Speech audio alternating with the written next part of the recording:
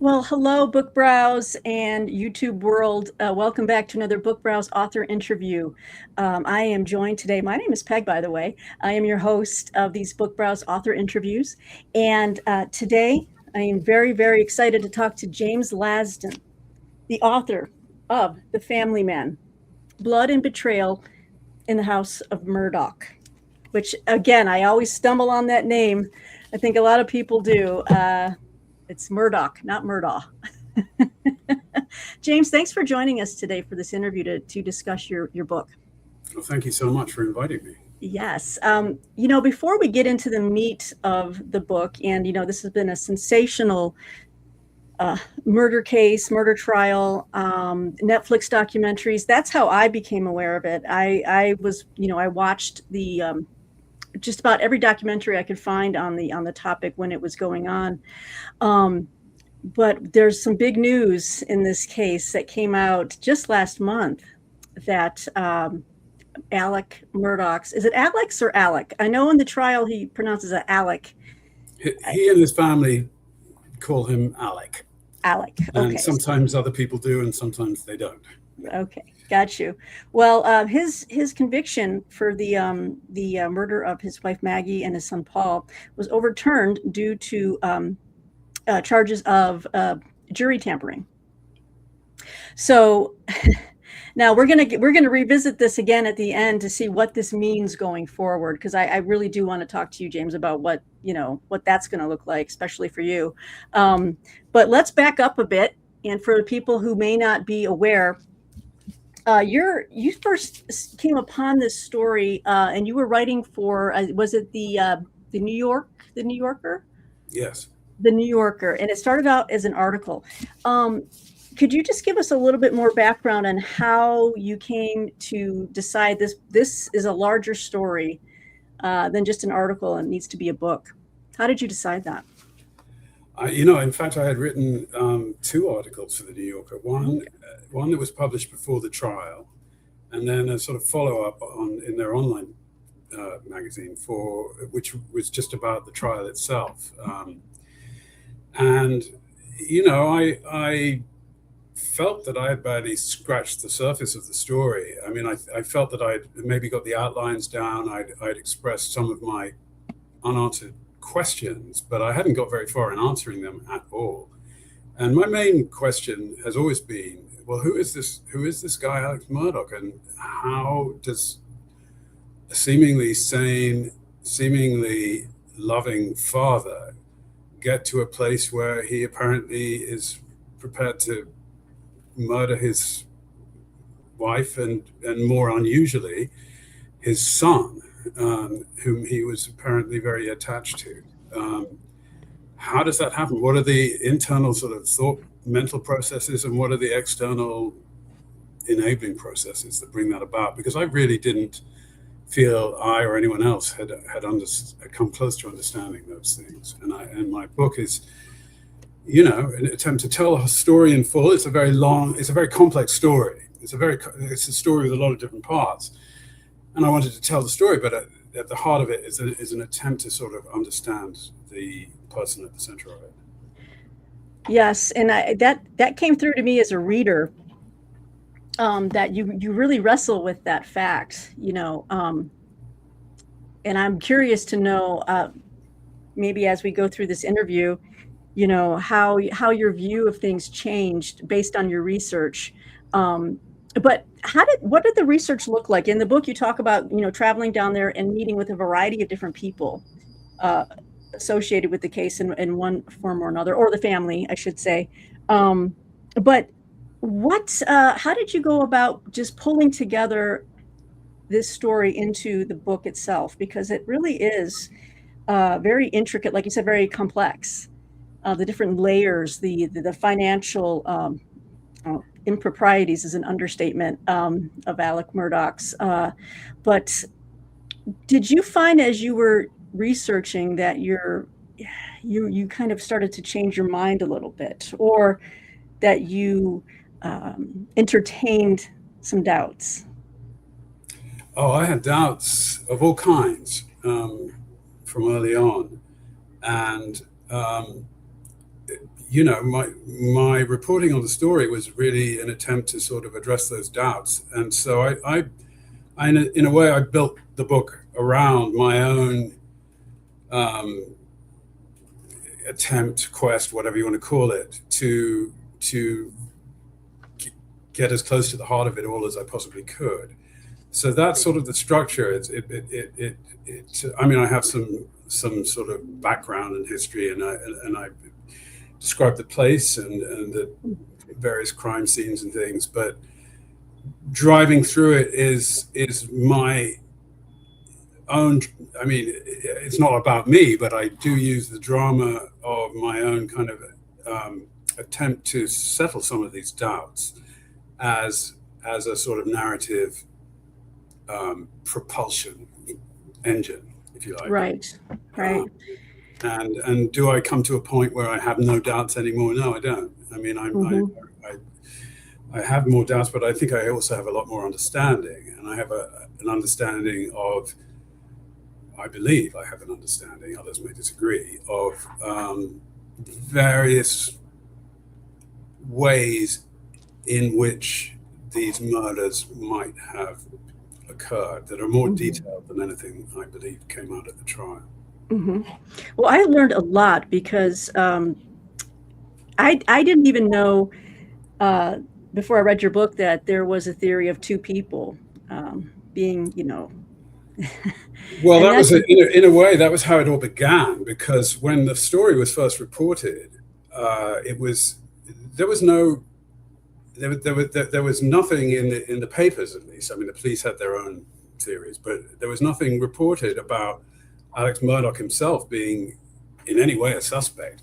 What happened was that there was a report that this wealthy lawyer had come home to find his wife and his son shot dead, and that there were two weapons had been used. And because of that, and because the son had been getting threats, because he had caused the death of a young woman in a boating accident, the general assumption was this was some sort of vigilante killing. And that was how I understood it at the very beginning. By the time I got on the case and was down there were already rumors swirling around that actually the police were looking very hard at Alex Murdaugh himself as their main suspect. But even then, it was very uncertain. And to me, that seemed just very hard to believe, because there wasn't much of a motive given. And just to accept that this guy would have murdered his own. I mean, people do murder their spouses, but it's very, very unusual to murder one's own child. And you would think there would be a pretty compelling motive if that had indeed happened, and there wasn't at the beginning. Yes, and it's as I was reading your book, and I highly recommend this to everyone out there who just enjoys this type of coverage on major trials, true crime. I keep I'm taking all of the information you're giving me, and I'm trying to find an answer. and then the next paragraph or the next chapter, you blow it all away with something else. And then I'm like, gosh, I'm back to square one. And there's doubt, there's elements of conflicting evidence that would say, well, and I, of course, for the viewer, I'm assuming, just because we have limited time here, that the main gist of this case. And if not, please, just go Google it. But because there's so much here. But maybe we could take a step back, and if you can just go into a little bit of detail about who was and who are the Murdaughs in South Carolina. What is their place in that tight-knit community? And because a lot of that plays into what you report on. It's just everyone knew everybody else. Some people considered Alec just he's a good, beefy old good old boy and a real nice gentleman, and but what was it about this family that they had such a tight hold over this community? The family the great-grandfather had set up a law firm, and it was quite successful. And over the generations, I mean, Alex was the fourth generation, but the previous three generations of Murdaughs had all been essentially prosecutors for the 14th Circuit. They call them solicitors. On the one hand, they were running the justice system there, and on the other hand, they had a very successful civil litigation business. So they were sort of running it from both ends. And they controlled juries, they controlled the courthouse, and they controlled law enforcement, particularly in Hampton County and Colleton County. And they were very locally, very, very powerful. It's a very small locality. Outside it, they were not so well known, but within it, they really ruled. And they were, I think, the longest running sort of legal dynasty of prosecutors in the US. It was expected that Alex would become the prosecutor in his turn, although he's not actually the eldest son, but he didn't for various reasons. But he still was very closely connected to the family still remained very closely connected to the local prosecutor. And in fact, when the murders first occurred, the local prosecutor was a sort of ally of the family, and he eventually stepped aside, but he was running the investigation for a while, a man called Tuppy. So that gives you an idea of how much power they had locally, and that did affect the way the case was investigated. And I think you can see that in one way, one huge way, I think was because of that, which was that when the police arrived at the scene, Alex gives them his alibi, which is that he had been visiting his mother a few miles away, who's an Alzheimer's patient, and his father had just been taken into the hospital, and he said he'd gone to visit his mother and come back and found the bodies.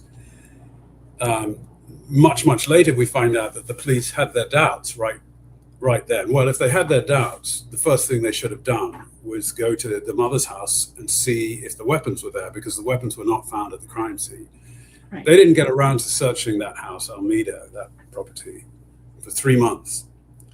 And, they never gave a very good answer for that. But I think the general belief is that they didn't do that right away because they would have felt it was too presumptuous somehow to go and search the home of a former prosecutor, this very powerful man, Randolph Murdaugh III, Alex's father. They just didn't have the stomach for it. And as a result, I think they missed their chance to find the weapons. This sounds so familiar to, I live in Colorado, and of course, your book has these themes of,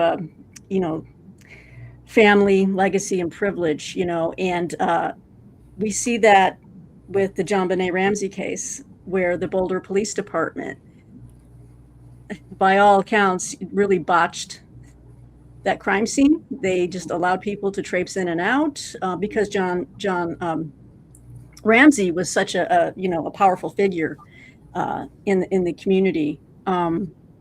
So how much did that play into your story as far as kind of weaving in those threads of just Alex Murdaugh's just tentacles into every high level? He had connections with just about everybody. And then there's a section in the book about the land, the property he kept buying up. There was stories about drug smuggling. And of course it brings in his opioid addiction. There's so much, there's just so much information in this case that you don't even know where to begin to untangle. It is a story with a lot of parts, a lot of moving parts, and it's but they do all, what was interesting about them all to me is the different ways and the similar ways in which they reflect Alex's character and his circumstances.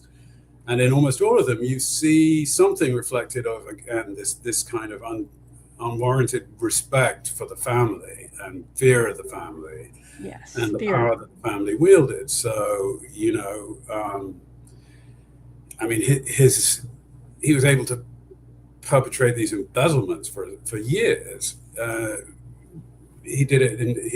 He had a collaborator at the local bank, the Palmetto Bank, who was also sort of scion of many generations of bankers, and had run this bank. And he also had another collaborator in a law firm, and they could just do what they want. No one was overseeing them. There was no oversight at the bank. There was no oversight at his law firm, even though they had stumbled on the fact several years before the murders. They had stumbled on the fact that he had just stolen something in the region of $240,000 from the law firm. Wow. And he was confronted in some sort of fashion by one of the people who worked there. And the upshot of it was that they swept it under the rug. This was according to the testimony of the CFO at the trial, James Lasdun. She described this event. So they knew that there was something wrong, but he was a big earner for the firm. He was a Murdaugh. The firm had been founded by a Murdaugh. He was too valuable to them, and he was too powerful. He had too much sort of sway over everybody for them to want to look closely. And so they decided to take him at his word. Oh, it was just a mistake. I messed up. Nobody in their right mind would have thought that what he had done was a mistake. Right. It involved cashing a check that was not supposed to be for him. It was supposed to be for his brother. Not once, but twice. He found a sneaky way of cashing it twice. So there's no way it was an accident. And yet they chose to ignore it. So had they done something about it, had they done the correct thing about it, he would have lost his law license. He would have been disbarred, and there would be no murder. I mean, Maggie would still be alive. So, the consequences of this are serious and far-reaching. So you saw that. You saw, each different piece of it revealed something interesting about the family and about him. Yes. And, and like I said, my exposure to this story was through documentaries or whatever I could find. I'm a big mystery reader, and I enjoy a good mystery. And so, but true crime, wow, this kind of stuff really takes it to another level. And so what I found out from your book is much more about Alex Murdaugh's personality, which to me, I just kept thinking this guy must have had a lizard brain or something, because I don't know how he kept all these different balls juggling, all the different lies he was telling.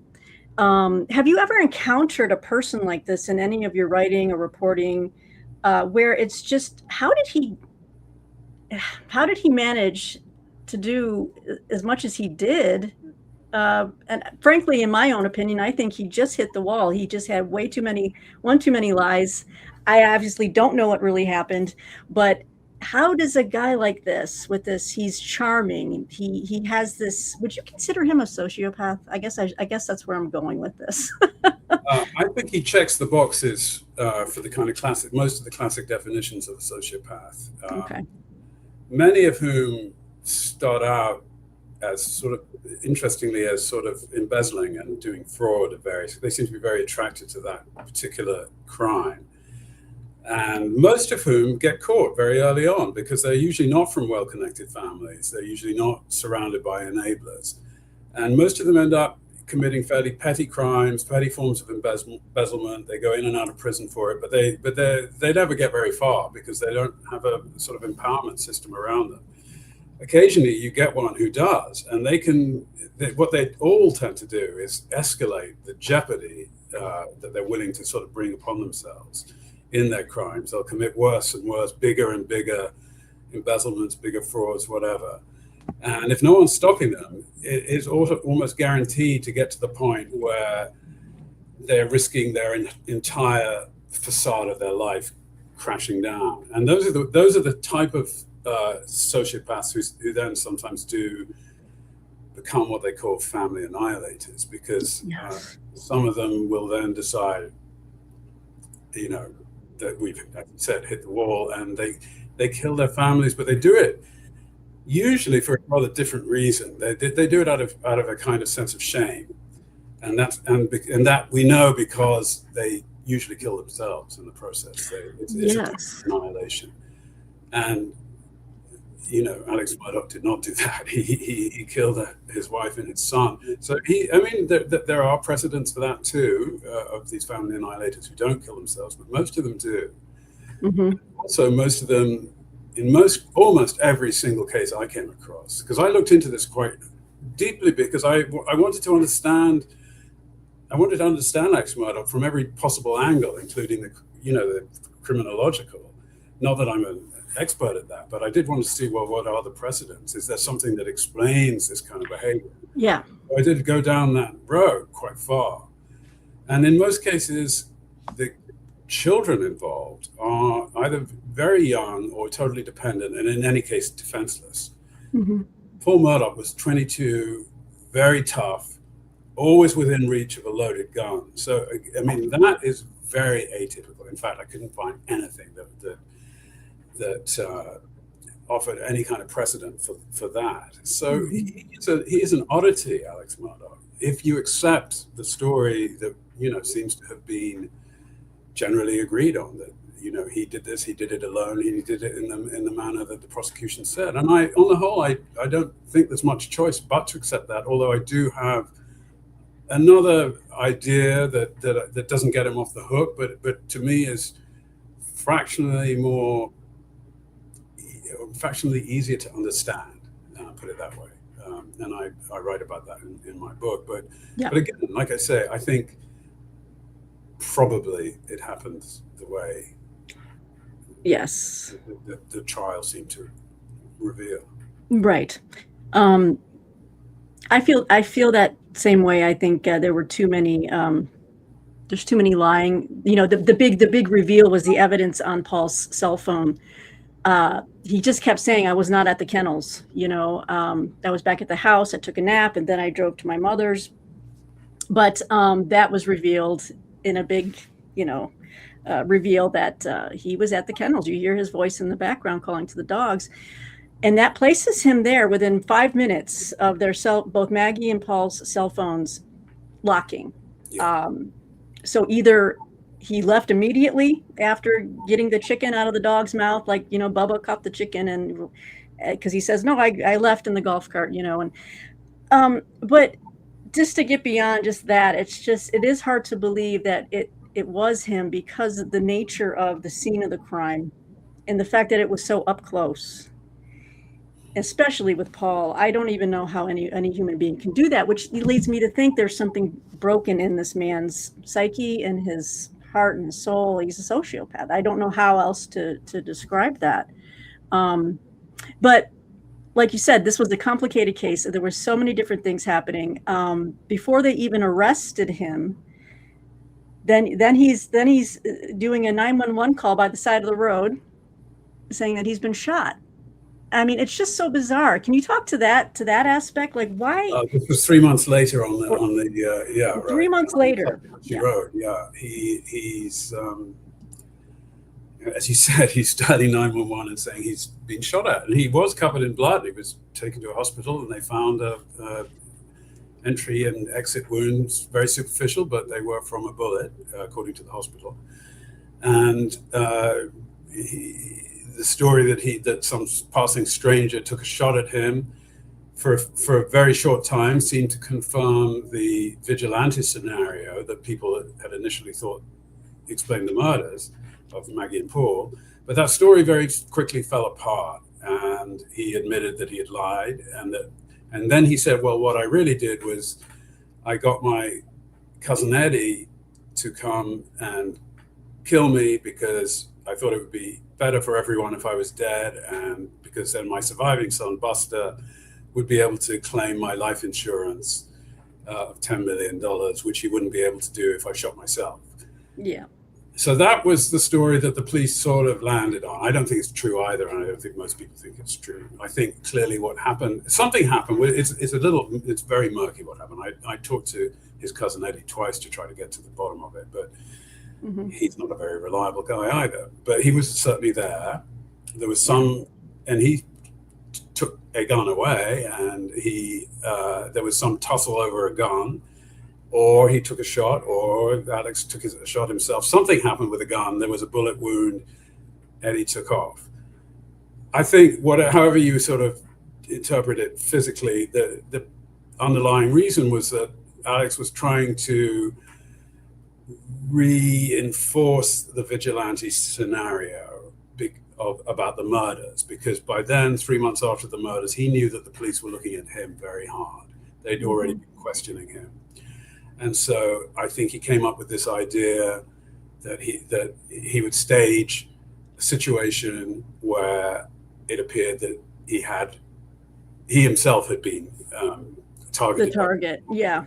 Yeah, and the police said that's what they thought initially, but the story fell apart in less than a day, because he didn't stage manage it very well. So that's what I think was going on. He was trying to reinforce the vigilante scenario, which he had hoped would get him off the murders in the first place. And it didn't work. It didn't pan out for him. But I don't think it was. I think the business about the insurance for Buster was also nonsense too. Okay. Would you consider the instigating factor that caused this whole row of dominoes to just start falling? It's like some Shakespearean, tragedy where it all really starts to begin with the boat accident, right? I mean, he was up to no good, and he probably would have gotten caught out. But the boat accident and it was so heartbreaking watching that in the documentary about the Mallory Beach who lost her life in that accident, and just the footage of all of that was just so harrowing. And you don't have any sympathy for Paul in this. And then later on in the documentary, you see that he actually, is wiped out as well. And it's just, you wonder how much pressure did that put on Alex to really start trying to cover his bases, because, Paul was going to go to trial for that, wasn't he? Yeah, he was. He was facing time in prison. Yep. And, I think that was a very stressful period for both his father and his mother, and probably for Paul too.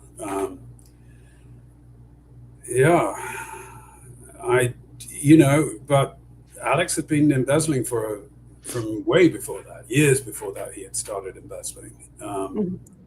As you say, these things do tend to sort of come out in the end one way or another, but I'm sure that the boat crash, it put him under a lot of pressure, put him under financial pressure, and he, by all accounts, became a lot sloppier in his method of stealing from the law firm. He was again, you wonder why the law firm took so long to sort of get on him. I mean, they could tell things weren't right. His paralegals knew there was sort of incomprehensible tolerance for his kind of increasing waywardness at the farm.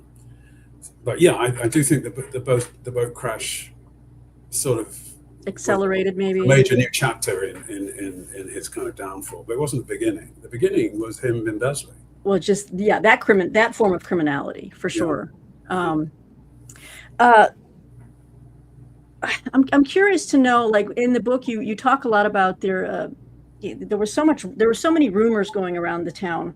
How did you sort through the rumors versus the evidence, and what did you decide? Like, was there a lot of things you wanted to put in but didn't? I'm just curious if what made it into the book and what didn't. And there were a lot of very crazy theories about what had happened before, because nobody really knew anything. I mean, you couldn't get the police to talk, or I couldn't at that time. Some of the local journalists did have good contacts within the local sort of sheriff's department, and even with SLED, the investigating agency. And they were very helpful to me, but they didn't really know much.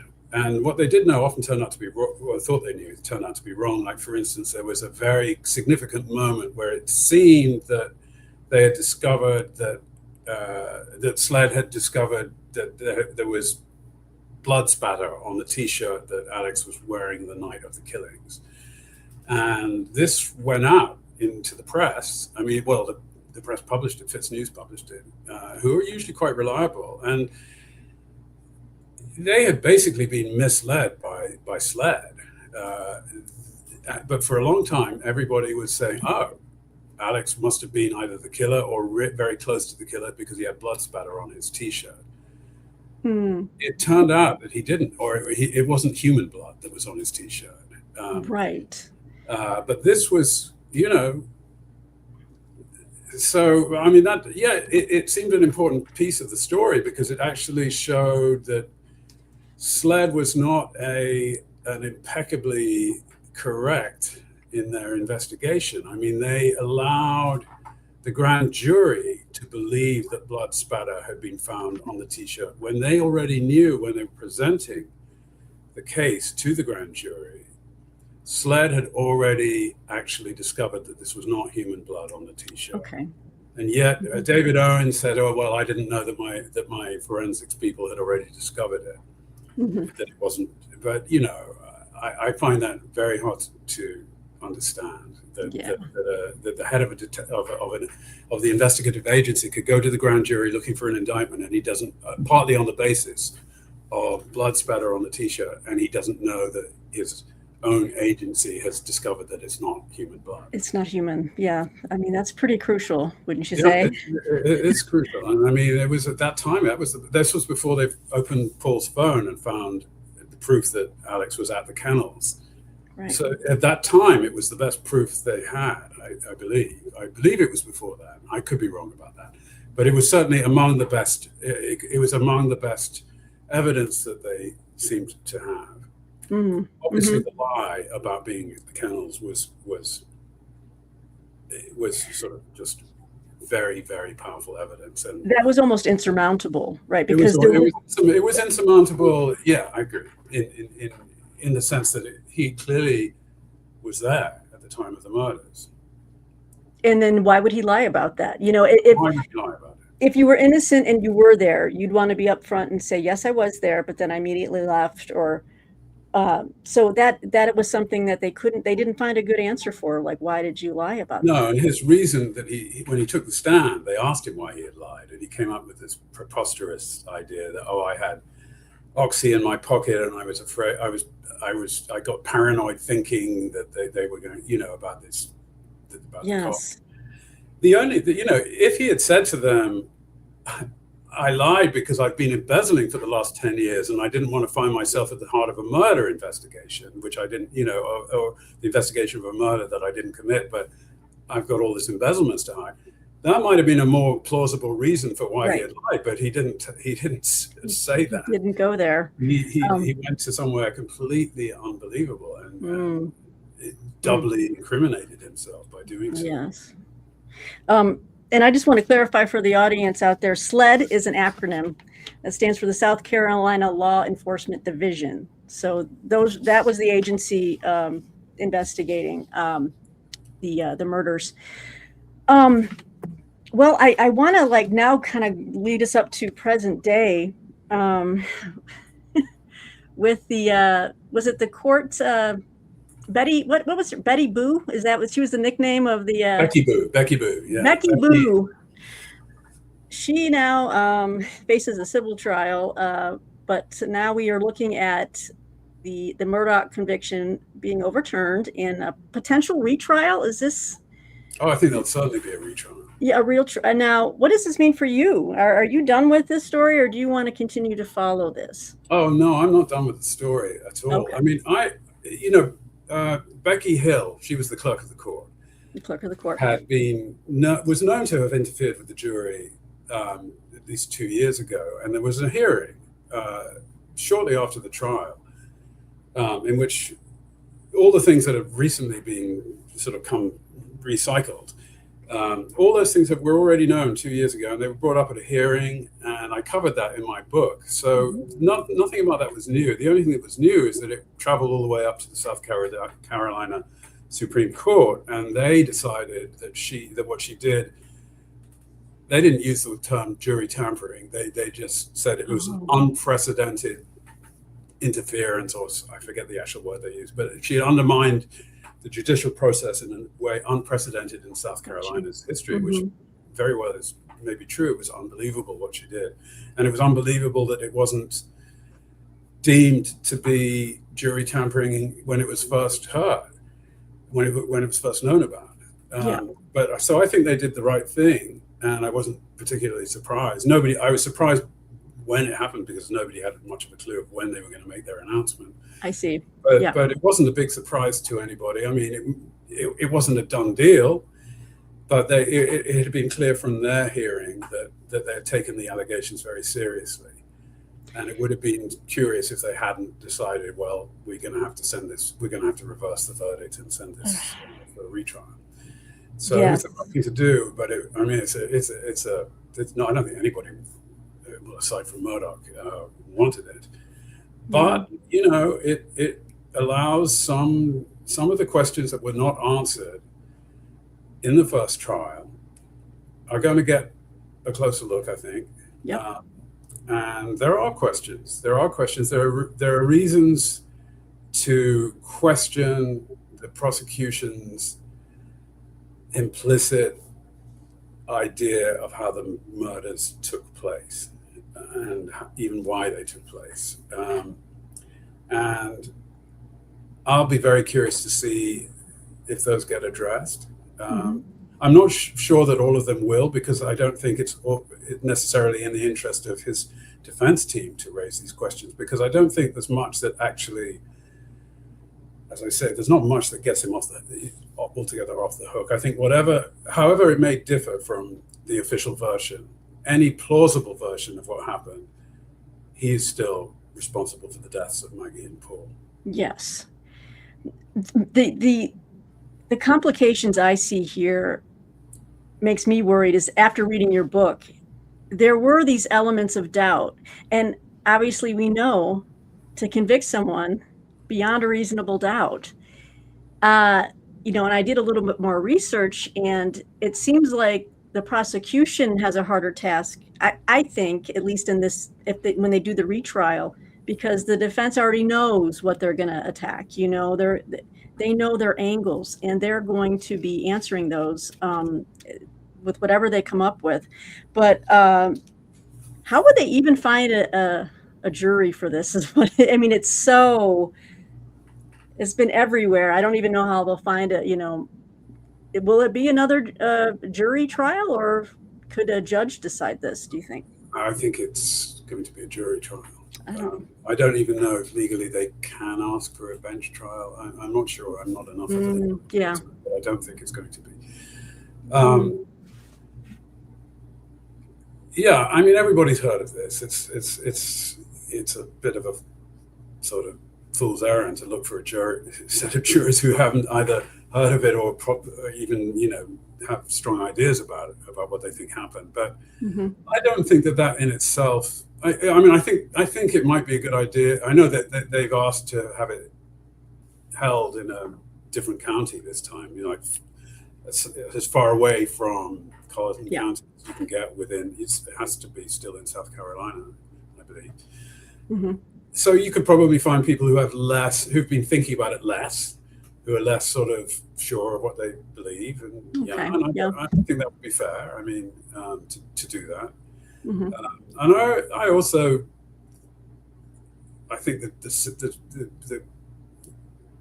system is a good one in the sense that I do think juries take their work seriously on the whole, and listen to the evidence and weigh the evidence. One hopes they do anyway. I think this jury moved very fast. It's hard to believe they really weighed everything in under 3 hours of 6 weeks of evidence. But they weren't allowed to take notes, for one thing, so what were they going to do? They just had their kind of gut feeling to go on.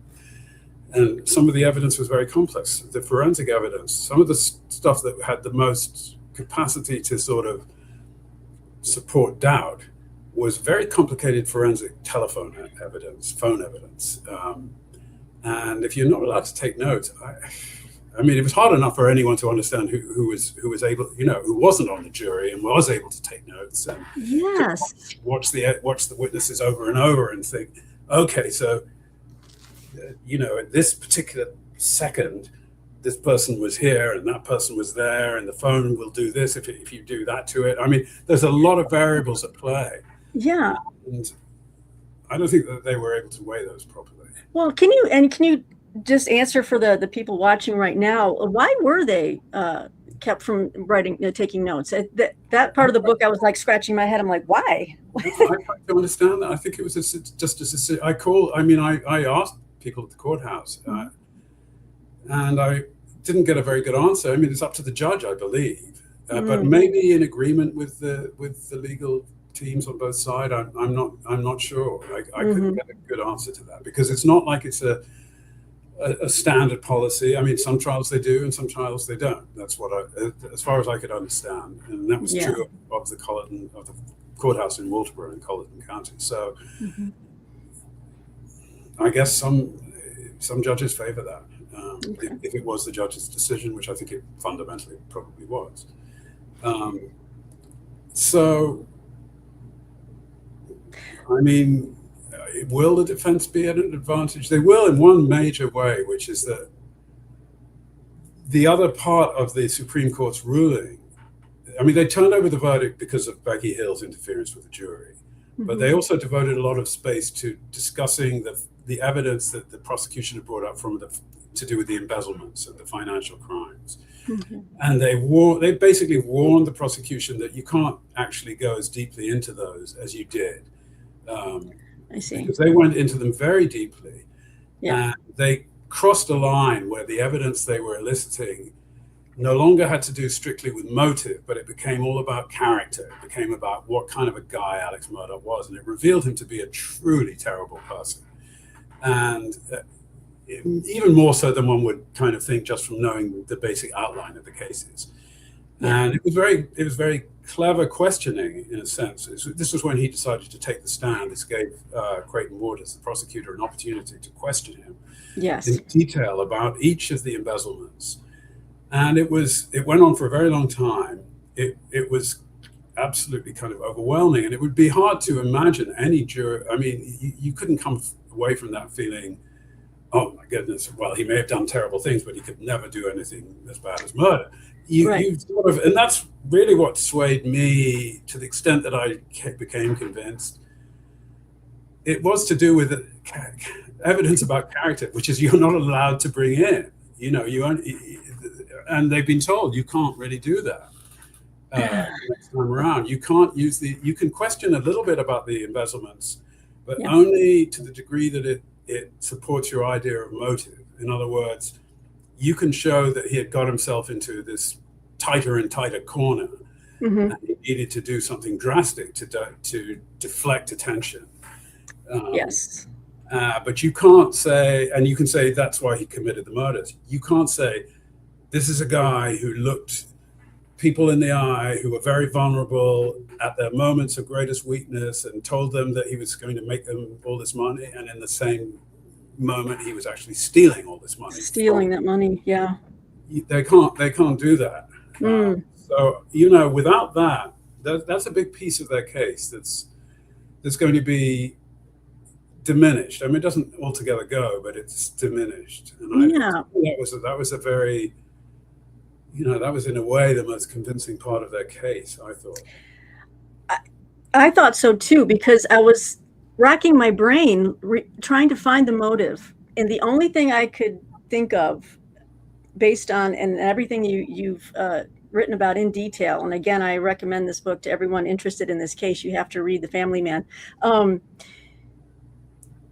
And it doesn't seem a strong enough motive to kill your child and your wife as a delaying tactic. Like, he had all of these things that were about to be discovered with his financial, you know, the embezzlement. And then there was like this big case coming up on June 10th. The murders happened on June 7th, 2021. And June 10th was like the first hearing, right, for Paul's case? There was a hearing in the civil suit that had been brought against the family over the boat case. There was a financial disclosure hearing set for the 10th. The prosecutors thought that was part of this kind of what they call this gathering storm that was the gathering storm, confronting Alex. But I think much more important, much more immediately kind of pressing was the fact that on on the day of the 7th, the day of the murders, he was confronted by the CFO of his law firm over missing checks that were supposed to have been paid into the law firm, and she was questioning him very closely. She didn't accuse him of stealing them, but he would have known that, unless he did something really quickly, Yeah. that was what was going to come next. He needed to buy time to get the money back where it was supposed to be, where he had told her that it was, and that was a lie. So I think that was the precipitating factor. I don't think that there's too much doubt about what that hearing, the civil boat case hearing, would have really revealed. I don't think it was actually going to reveal nearly as much as prosecutors said. But the confrontation at work was an immediate emergency for him. So, but then the question is, well, this is guys, as we said, this is from 4 generations of law enforcement. One thing and prosecuting, one thing he's going to know is that he's the person who finds the bodies at a murder scene. He's the only person there. He is going to be looked at very, very closely. Yes, he might have some kind of, alibi, but he would have known he was going to be looked at. Yes. It's a huge risk, and you could say, well, he must have thought he was so powerful that he would get away with it. I doubt whether he assumed he could get away with murder. He knew he could get away with embezzlement because 3 years earlier, as I said, he had stolen from the firm. They had confronted him, and he got away with it. So my question is, well, why doesn't he just think the same again? I'm being confronted again. I'll figure out a way of, getting them to stop bugging me for enough time that I can sort of make things right, and I'll get away with it again. And half of me, or not even half, a small percentage of me believes that that's what was going on that night, and that actually he might not have been intending to kill Maggie and Paul, but something else that ended in their death. We know he's someone who staged elaborate scenarios because that's what he did on the Salkehatchie Road. And I think where his mind would go after he was under stress. And it seems perfectly plausible to me that he could have thought to himself, well, what if somebody seemed to take a shot at my wife and son? What if I staged an attack that's supposed to fail? After all, Paul has been threatened. Yep. It's perfectly plausible. Yep. We could make it look like part of that. That would buy me, that would turn me and my family into sort of victims for at least a bit. It would get an enormous amount of sympathy in the community. Nobody was going to suddenly confront him with stealing from the law firm right away. Might eventually, but they wouldn't right away. And he probably thought he could clean up this particular mess pretty quickly. So if he, and that day we know he was in touch with some criminal acquaintances of his. Yes. We know he had other criminal acquaintances. He knew people, in other words, who he might conceivably have been able to either pay or in other ways persuade to come and stage a failed attack on him, just as with Cousin Eddie, right? Just as, apparently Cousin Eddie did, or something. So it doesn't seem to me too much of a stretch to think that that's how his mind was working that evening. And that something went wrong. I mean, it's not hard to see how that could easily turn into a fiasco. You're dealing with a family that has weapons everywhere, loaded weapons around everywhere. Yeah, and with weapons I've never even heard of that seem like out of a Terminator movie, like this 300 blackout. Is that? Yeah, very powerful. These are, particularly good for killing hogs. Wild pigs that were sort of the property. Well, and it seems like it's a thread that runs through this family, because earlier in the book, when you're writing about Paul and his I don't know how to describe. I mean, I don't want to speak ill of the dead, but he seemed to also maybe take from his father this feeling of invincibility, like that night of the boat ride, and I'm going to be driving, he just felt like Lord of the Manor. I mean, he probably got that from Alex. It's just like he was in trouble before, and it always proved that his father and his grandfather would get him out of the trouble. So maybe that is just something that is a Murdaugh, feature, and not I a bug. think it unquestionably was. It went back even further. The Paul's great grandfather, Alex's grandfather, Buster Senior, had been caught up in a bootlegging investigation. I mean, he was the prosecutor, but he was also running or profiting in some way from a bootlegging operation. And he got out of that. He resigned as prosecutor for a bit, or he suspended his role as prosecutor while the trial was going on. Various members of various sort of potential jurors and witnesses were threatened and bribed and what have you. And a couple of people did go to prison, I believe, but he slithered out of it. Mm-hmm. That's what the family was good at. They were very good at it. They were very good at kind of creating their own reality to suit them. And if they did it by staging crime scenes, or in the the originator of the dynasty, Randolph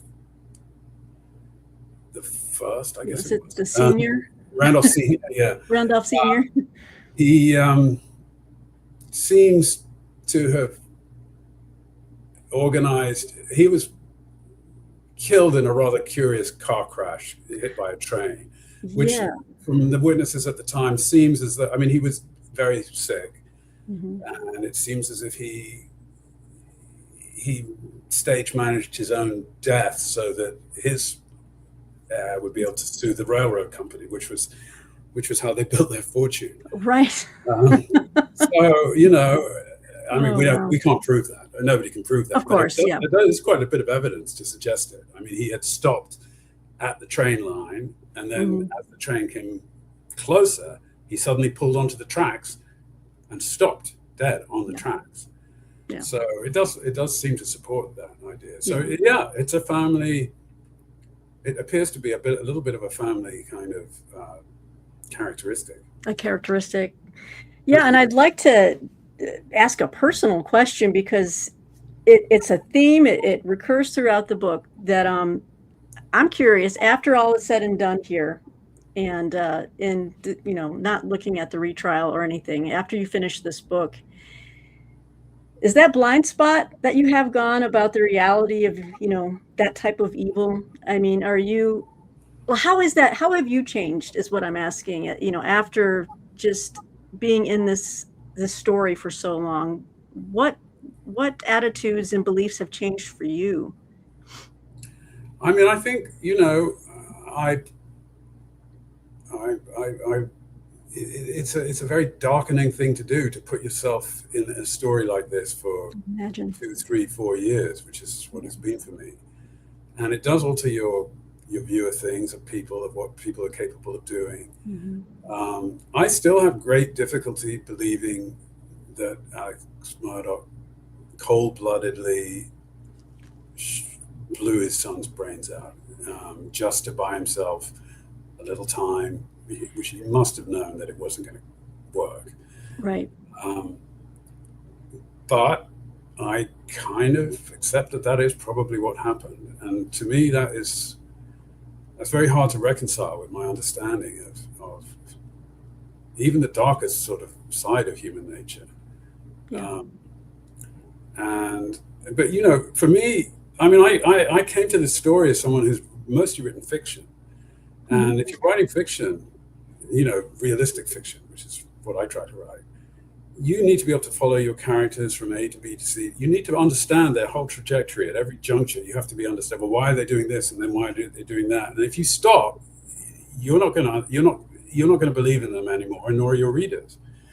And that was the big problem for me, and the big thing I tried to understand with that. I was constantly trying in my mind to follow him on that trajectory that ends up there at the kennels, to understand how he gets there. And I do feel that I was able to get a little bit inside his head, not by making stuff up, not by trying to imagine it, but by listening very closely to the things that he said, by looking very closely at all the evidence that there was, examining all the testimony about every single episode, even, for instance, how he behaved after hearing of Gloria Satterfield's fall, yeah.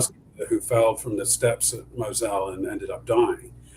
Yes. I think that, there's a certain amount of testimony from him,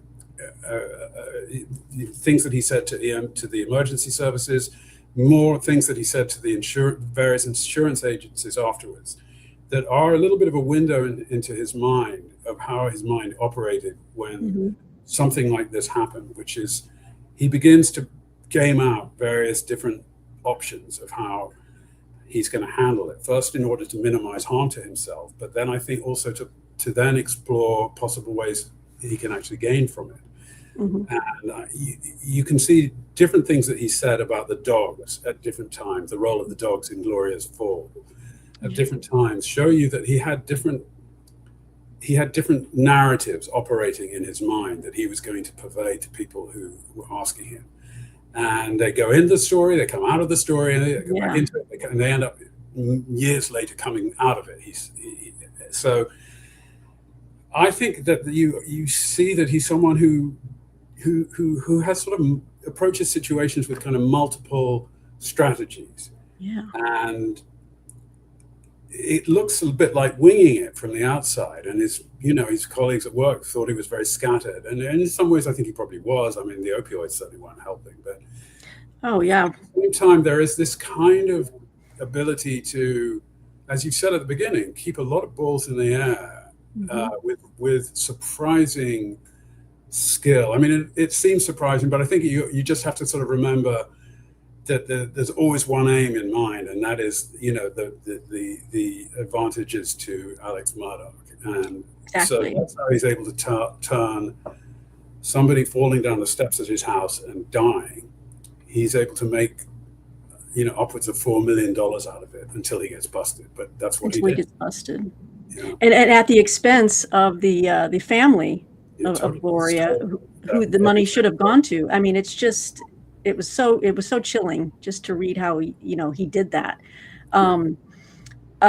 Gosh, I could talk so much longer, because we didn't even touch on Gloria Satterfield. There was it seemed like one incident, like if you trace it back from this murder, this double murder, there were so many things in that universe that was so sketchy and so suspicious.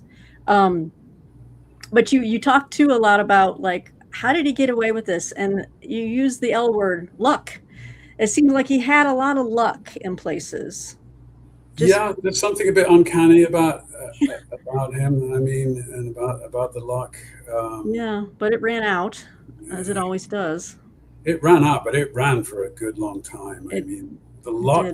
He couldn't have committed his embezzlements without the collaboration of Russell Lafitte, the guy at the Palmetto Bank in particular. And these were both people from not what you would call traditional criminal backgrounds. They were they went to university, went to law school. Exactly. They were very reputable citizens, and yet somehow Alex has the luck of knowing someone at the bank who's willing to do he had no reason to do it that I can think of. I mean, Alex, you could say, had this opioid problem. He was sort of trying to fake a life of outward success. I mean, Russell Lafitte didn't need to fake any of that. He had it all, and he didn't have an opioid problem, as far as I know. He wasn't making the kinds of money out of these embezzlements, as far as I understand it, that Alex was, but he was making a good amount. Why does he do it? Why?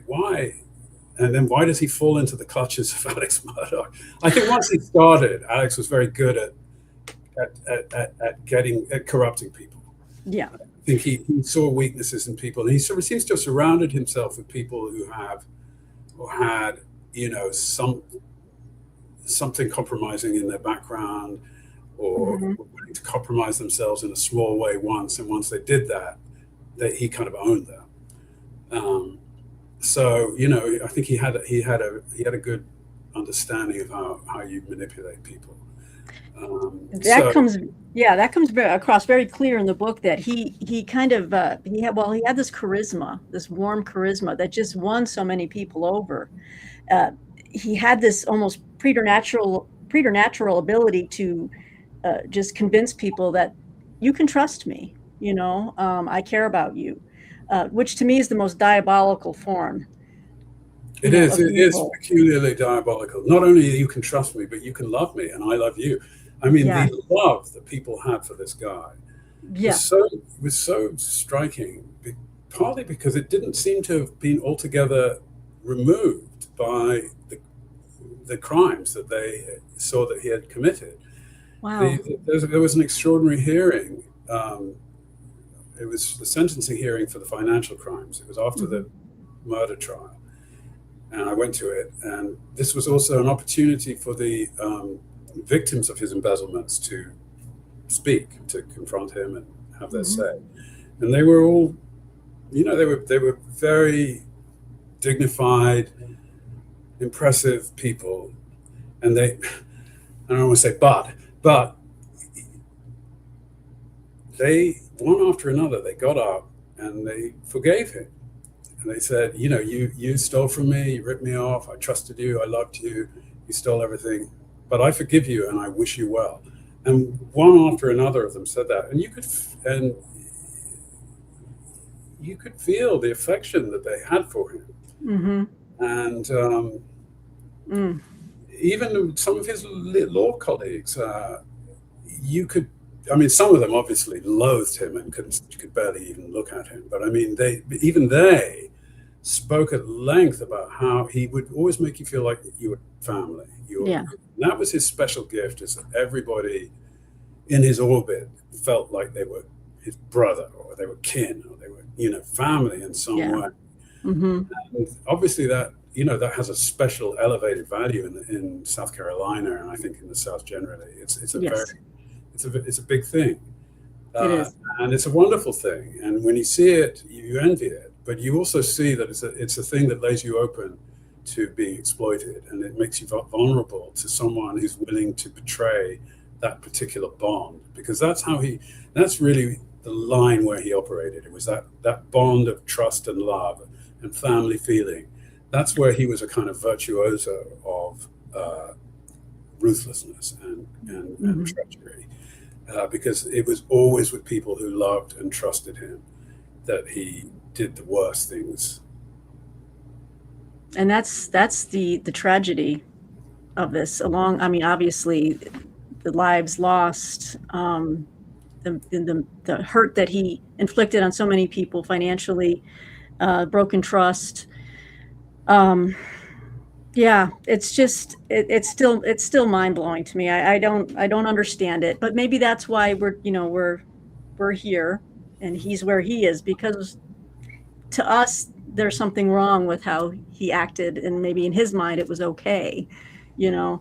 I Um, doubt it. I mean, maybe. I mean, maybe, in you part of know, his mind, he clearly couldn't care less one way or another. But I think right. he knew that it was regarded as not Yeah. as wrong, as wrongful. Yes. Um, well, moving forward then, whenever there is a retrial, do you plan on being present, or will they, I mean, do you Yeah, have I plans? do. Yeah, I mean, I don't know when it's going to be or how that'll work out, but yeah, Hmm. I Will do. you be reporting for the New Yorker, I don't or? know. I Okay. haven't. I mean, I think until we get a date and until we get some sense of the scope of it and the dates and all the rest of it, that'll be hard. I won't know, but I'll certainly do tend to write an afterword for future editions of my book, Yes. that will cover both this over, the reversal, and depending on the timing, also cover the trial and Okay. whatever verdict we end up with. Well, depending on what that verdict is, James, and for your maybe new afterword for the paperback edition when that comes out, of The Family Man, Blood and Betrayal in the House of Murdaugh. I'd like to, talk to you again if I'd that's in love the to. cards. Look But forward. Yeah. I mean, there's so much more we could talk about. I want to. We've already gone over. I just want to thank you for your time. for joining us for this interview. Is there any other things you'd like to close out with saying, before we go? Don't get me started. There's so much in the story. I know there's so much. I mean, I can keep going. It goes What's back that? as far as you can imagine, and it keeps going forward, and it keeps having new chapters and new twists. So. It's on this continuum, and we'll just keep following it. I know I was riveted by your book, and I cannot wait to see what will happen in the retrial. And I do hope, no matter what happens, justice is served. I won't say what that is, but I'll leave it to readers and the public out there. But please check out The Family Man by James Lasdun, and this is put out by Norton, WW Norton. And James, thanks for joining us today for this BookBrowse interview. Thank you so much for inviting me. Thank you. We'll see you soon, everybody. Bye-bye.